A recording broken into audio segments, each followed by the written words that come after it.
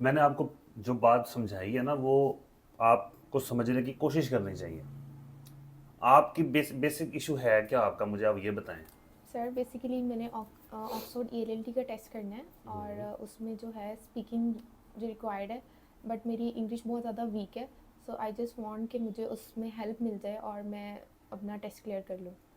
तो आपने, पहली बात तो ये है कि वो हेल्प की तरफ आप जाएं ना, क्योंकि सीधी सी बात है कि अगर कोई भी शख्स जो कि आपका टेस्ट ले रहा है, उसको बहुत आसानी से पता चल जाएगा कि ये रीड हो रहा है या ये बंदा खुद से बात कर रहा है, क्योंकि रीडिंग में और ख़ुद से बात करने में एक ज़मीन आसमान का फ़र्क है।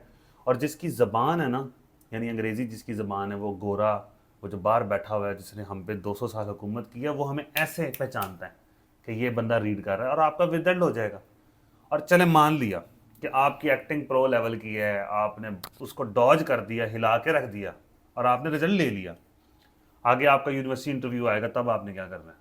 सर बट अगर मेरी इंग्लिश इतनी वीक है, आई थिंक सो कि मैं प्रिपरेशन अगर करूँगी भी तो मैं उसको क्लियर नहीं कर सकती। ये तो आपको लगता है ना। तो मतलब आप मुझे क्या सजेस्ट करते हैं कि मुझे किस तरह से फिर तैयारी करनी चाहिए?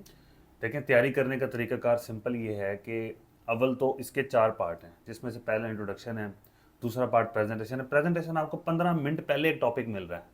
तीसरा पार्ट ऐसे है, ऐसे आपने खुद लिखा होता है तो आपको पता होता है कि ऐसे मैंने क्या लिखा, उसमें मैंने क्या बात करनी। चौथा पार्ट पिक्चर डिस्क्रिप्शन है।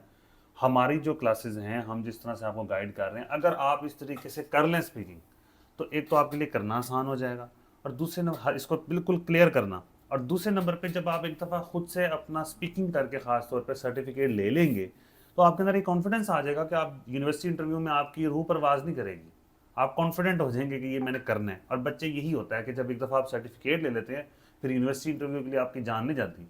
लेकिन अगर आपने किसी तरह मैनेज करवा के अगर आप ले लेते हैं ऑक्सफोर्ड का सर्टिफिकेट स्पीकिंग का ख़ास तौर पे, तो उसके बाद फिर आप आगे यूनिवर्सिटी इंटरव्यू के लिए आप और पैनिक हो जाते हैं और परेशान हो जाते हैं कि अब मैं क्या करूं। और फिर उसके बाद आपने सारे अपने पैसे जमा करवा देने हैं यूके को, फिर आपका बेस्ट इंटरव्यू आ जाएगा। और तब तो स्टूडेंट इतना शदीद पैनिक करता है, जिस बंदे के अंदर कॉन्फिडेंस नहीं होता, जो पीछे से जुगाड़ कर करके यहाँ तक पहुँचा होता है कि अब क्या बनेगा, और फिर उस वक्त बच्चे का सही इम्तिहान होता है। तो मेरा आपको ये मशवरा है कि आप सिंपल घर में 2-3 घंटे की प्रैक्टिस करें, जो मैंने आपको बताई हुई है। उसके बाद आपने ऑनलाइन क्लासेस लेनी है, कॉन्सेप्ट मैं आपके ऑक्सफोर्ड के क्लियर कर दूंगा। आप ये सर्टिफिकेट लेंगे तो अगले 2 स्टेप भी आपकी ज़िंदगी को आसान कर देंगे।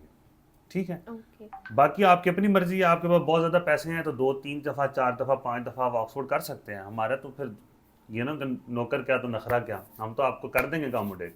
बाकी आपकी मर्जी है। अगर आप